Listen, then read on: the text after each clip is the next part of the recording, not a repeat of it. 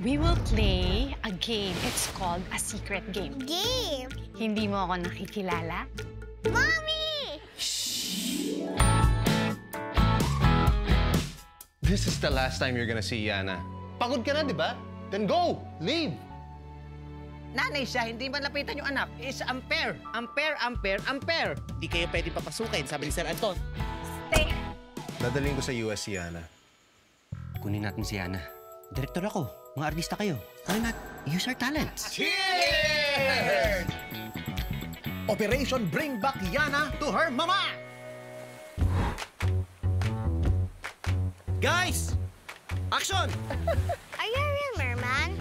Yes, I'm a real merman. Guys, nandiyan na. Hello, Ma. Nasaan na kayo? Kayo na bala kay Yana. Dali. Kami na sa Lola, since laki naman ako sa Lola. Let's go. Daddy! Let go of her. Anton, tama na. Nasasaktan naman yung bata. Then let go! Nasasaktan yung bata. Tama na! Ano ba? Tama na! Nasasaktan yung bata!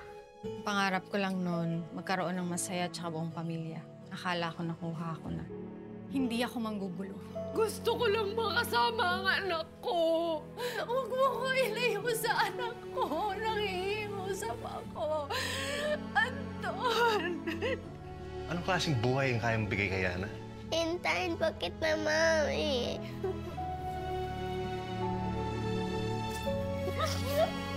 Mami!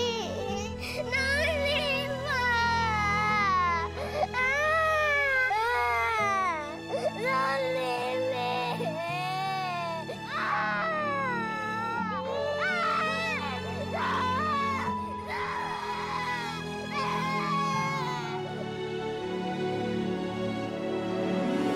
May mga tao talaga, pag mahal na mahal mo yung tao, gagawin mo yung mga kailangan mong gawin, mga sacrifices para dun.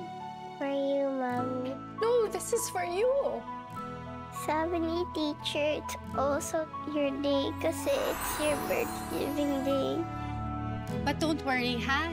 Nandito lang ako. Mommy!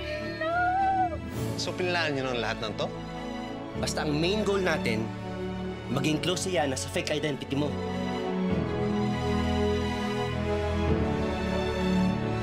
Everything will be okay.